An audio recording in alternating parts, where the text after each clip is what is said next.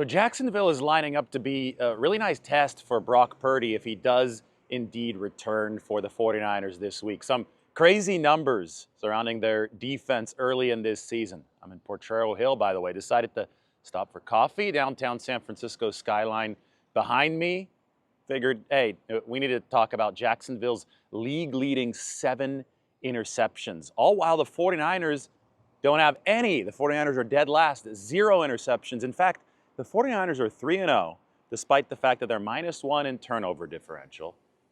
They have no interceptions. They obviously have had takeaways. I think about Fred Warner and the forced fumble against the New Orleans Saints being a really big one. I think about Nick Bosa and the stop against Geno Smith back in Seattle in week 1. But still, the 49ers right now, I don't think that they're playing at their full DB potential, and I think that will work to get there, yet they're still winning these football games. However, Jacksonville has the #2 defense in all of football by EPA through 3 games, and they have those 7 interceptions. Now, they haven't faced a murderer's row of quarterbacks. Jake Browning took over for Joe Burrow in the game against the Jacksonville Jaguars. C.J. Stroud has played against them. He hasn't been good this year. Bryce Young hasn't been good. I think that it's safe to say that outside of the very early Joe Burrow score, even if Mac Jones plays instead of Brock Purdy in this game, which I don't expect, but even if that happens, Mac is going to be the best quarterback that the Jacksonville Jaguars defense has faced this year, because they didn't face the 2023 version of C.J. Stroud. That's for sure. So the 49ers probably will put Purdy out there. I'm going to be down in Santa Clara today, and I think this is going to be a test against the defense that's got a couple really, really good edge rushers.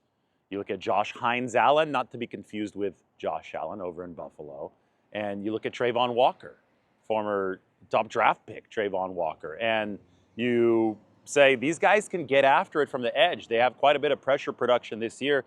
I think that's really what has helped set the table for these 7 Jacksonville picks. Now, the 49ers were weak along the interior offensive line against Arizona. They really struggled, not only against Calais Campbell, who is a defensive tackle by trade, but Josh Sweat, the edge rusher for the Cardinals, decided to line up over Connor Colby, the left guard. And you saw why. He beat Connor Colby clean over left guard. I think more teams are going to try to do that if they see the similar performance splits from the 49ers offensive line in future games. Trent Williams and Colton McKivitz have been solid. Trent especially after week 1 where he suffered the bone bruise and was probably still knocking off some rust. Trent especially has picked it up for San Francisco. Colton, he's taken his game to another level this year. I hope you guys saw the pancake block from Colton McKivitz the other day, late in the game on Brian Robinson's run. Anyway, the tackles for the 49ers are the strength of this offensive line. Jake Brendel's actually been playing well for San Francisco too, but they are on a rookie backup left guard in Connor Colby, and I don't think the Dominic Pooney is fully healthy, or I think that he's still working back into his 2024 form following the knee injury that occurred in Las Vegas, not in Oakland, against the Raiders in week 2 on that extra point attempt. So Pooney will be fine. Connor Colby is developing. Ben Barch was actually really good before he got hurt. If Colby doesn't take the steps the 49ers need him to take, then Barch will be able to slide back into that starting role once he comes back from the high ankle sprain. But the point is that strength on strength in this game. 49ers tackles against Jacksonville edge rushers, but I would expect the Jags to be creative with this defensive line, which also features Eric Armstead, by the way, and maybe line up some of those edge rushers against the 49ers guards to see what kind of production they can get. And if you pressure the quarterback, then you set the table for some picks, and that's where Jacksonville does lead the league with those 7 interceptions. Now, Purdy obviously is better equipped to deal with pressure than Mac Jones, especially the pressure that comes up the interior. I mean, Mac struggled more against Arizona than he did against New Orleans for that precise reason. Doesn't have great mobility, right? His decent footwork, doesn't have great mobility. Purdy has great mobility. So whenever pressure is coming in from the middle, quarterback's got to be able to bail the pocket. I think Purdy, with his burst, does that better than almost anybody. Brock is very, very good in that regard. All right, here's how today's going to work. I'm heading down to the facility. 49ers first day of practice for Jacksonville. They are 3-point favorites at the moment in this game. We will get the official status update on Brock Purdy. We'll see where the 49ers are with their other injuries, and we'll also see the official tally of roster moves following the Nick Bosa ACL tear. Bosa to injured reserve is an obvious one. I think the 49ers will call up either Trevis Gipson or Robert Beal Jr. from the practice squad. Depends on what type of DN they want to call up. And this is like a promotion, not just an elevation to take Bosa's old roster spot. They will officially sign William Bradley King to the practice squad. He was with this team over the course of training camp.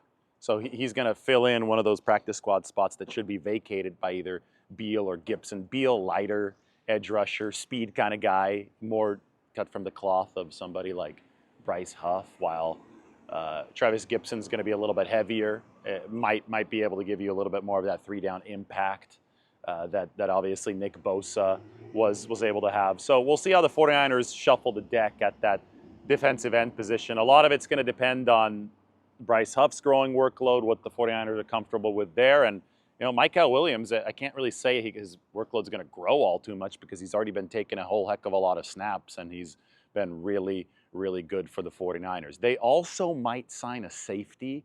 They worked out 3 of them yesterday, including Shiloh Sanders.